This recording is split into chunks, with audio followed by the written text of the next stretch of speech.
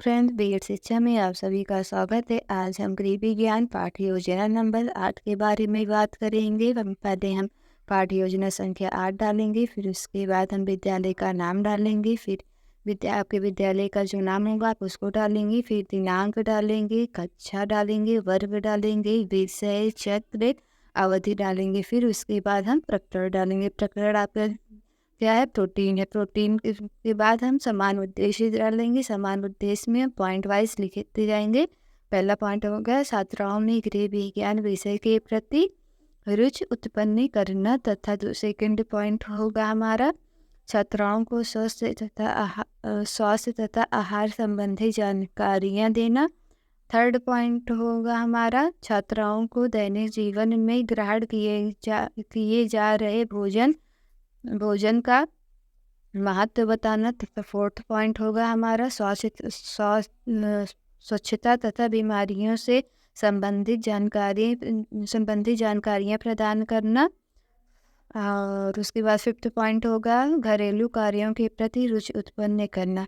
ये हमारा समान उद्देश्य हो जाएगा। फिर उसके बाद हम विशिष्ट उद्देश्य डालेंगे। विशिष्ट उद्देश्य में हम फर्स्ट पॉइंट लिखेंगे छात्राओं को संतुलित आहार में प्रोटीन के महत्व को बताना। सेकंड पॉइंट हमारा होगा छात्राएं प्रोटीन के स्रोतों का विश्लेषण कर सकेंगी। थर्ड पॉइंट होगा हमारा छात्राएं प्रोटीन के बारे में बता सकेंगी। और उसके बाद फोर्थ पॉइंट होगा हमारा छात्राएं प्रोटीन की आवश्यकता तथा भोजन पिरामिड को जान सकेंगी। हमारा विशिष्ट उद्देश्य हो जाएगा। उसके बाद हमारा सहायक सहायक सामग्री में कक्षा उपयोगी सामग्री डालेंगे, जिसमें चाक, डस्टर, श्याम पट्ट आदि होंगे। फिर उसके बाद हम पूर्व ज्ञान डालेंगे। छात्राएं पोषक तत्व एवं खाद्य पदार्थों के बारे में थोड़ा कुछ जानती हैं। इसको हम पूर्व ज्ञान में डालेंगे। फिर उसके बाद आ जाएगा हमारा प्रस्तावना प्रश्न में हम 3 कॉलम बनाएंगे, जिसमें पहला होगा क्रम संख्या, दूसरा छात्राध्यापिका क्रिया, तीसरा होगा छात्र क्रिया। फिर उसके बाद अध्यापिका छात्रा से प्रश्न करेंगी। पहला अध्यापिका प्रश्न करेंगी, बच्चों आप भोजन में क्या क्या खाते हैं? बच्चे बताएंगे दाल, रोटी, सब्जी, दाल, दूध, सब्जी, रोटी, चावल आदि खाते हैं। तो सेकेंड फिर से हम प्रश्न बनाएंगे, बनेगा दाल, दूध, सब्जी, रोटी, चावल आदि इसमें में क्या पाया जाता है? तो बच्चे बताएंगे पोषक तत्व पाए जाते हैं। फिर छात्र अध्यापिका पूछेंगी दाल, दूध, धान आदि में कौन सा पोषक तत्व पाया जाता है? तो बच्चे ये समस्यात्मक प्रश्न हो जाएगा, बच्चे शांत हो जाएंगे। फिर उसके बाद हम लिखेंगे उद्देश्य कथन। बच्चों आज हम प्रोटीन के बारे में विस्तार पूर्वक अध्ययन करेंगे। फिर इसके बाद आ जाएगा हमारा प्रस्तुतिकरण प्रश्न में हम 6 कॉलम बनाएंगे। प्रथम में हम लिखेंगे क्रम संख्या, दूसरे में शिक्षण बिंदु, तीसरे में छात्राध्यापिका क्रिया, फिर छात्र क्रिया, शिक्षण विधि, श्यामपट्ट। फिर उसके बाद प्रश्न क्रम संख्या में फर्स्ट डालेंगे। फिर शिक्षण बिंदु लिखे हम शिक्षण में प्रोटीन का परिचय लिखा जाएगा। फिर छात्राध्यापिका प्रश्न पूछेंगी। पहला प्रश्न डालेंगे पोषक तत्व के नाम बताइए। छात्राएं बताएंगी प्रोटीन, विटामिन, खनिज, लवण, वसा। शिक्षण बिंदु प्रश्नोत्तर बिंदु लिखेंगे। और फिर उसके बाद सेकंड प्रश्न करेंगे प्रोटीन किस में पाया जाता है? बच्चे इसमें समस्यात्मक हो जाएंगे। हमारा समस्यात्मक प्रश्न हो जाएगा, इसका व्याख्यान करेंगे। फिर उसके बाद हम स्पष्टीकरण लिखेंगे। प्रोटीन में कार्बन, हाइड्रोजन, नाइट्रोजन, सल्फर व फास्फोरस होता है, जिसके में विभिन्न मात्राएं अमीनो एसिड के संग्रहित रूप में शरीर में भोजन के साथ पहुँचती है या शरीर की वृद्धि एवं विकास के साथ साथ निर्माण कार्य में भी सहायक होते हैं। यह दूध, अंडा, मछली, दालों आदि में पाए जाते हैं तथा यह एक कार्बनिक यौगिक है। लिखेंगे छात्र क्रिया में लिखेंगे छात्राएं ध्यानपूर्वक सुनेंगी। श्याम पट्टिकार भी होगा प्रोटीन के प्रमुख अवयव बताइए। इसमें oxygen, hydrogen, nitrogen, carbon, sulphur, phosphorus आदि।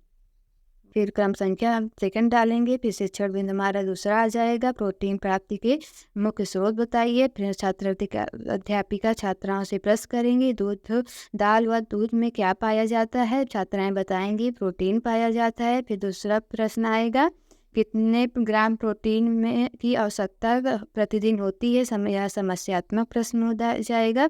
फिर इसका स्पष्टीकरण छात्राध्यापिका इसका स्पष्टीकरण देंगी। दूध तथा दाल से बनी सभी चीज़ें, अंडे, मांस, मछली, सभी प्रकार की दालों, मटर, मूंगफली, काजू, बादाम, तिल, फलियां, मांस आदि एक समान मनुष्य को 55 ग्राम एवं स्त्री को 45 ग्राम प्रोटीन की प्रतिदिन चाहिए।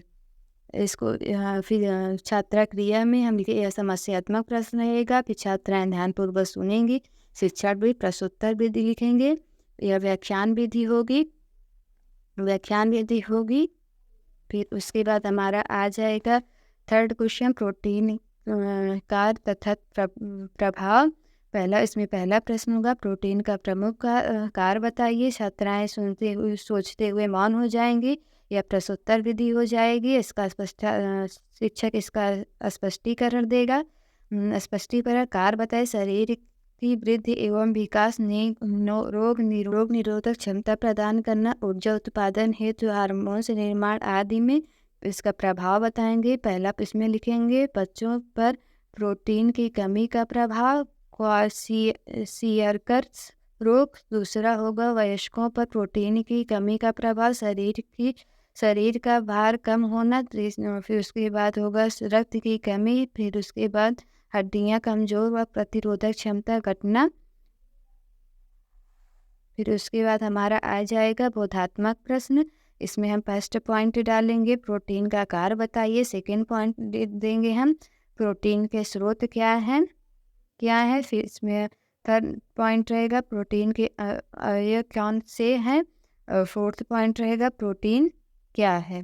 फिर इसका निरीक्षण कार्य हम डालेंगे। निरीक्षण कार्य में जब छात्राएं सामपट्य कार्य एवं मूल्यांकन कार्य अपनी उत्तर पुस्तिका में हल कर रही होंगी, तब अध्यापिका कक्षा का निरीक्षण करते हुए छात्राओं को आवश्यकता अनुसार सहायता प्रदान करेंगी।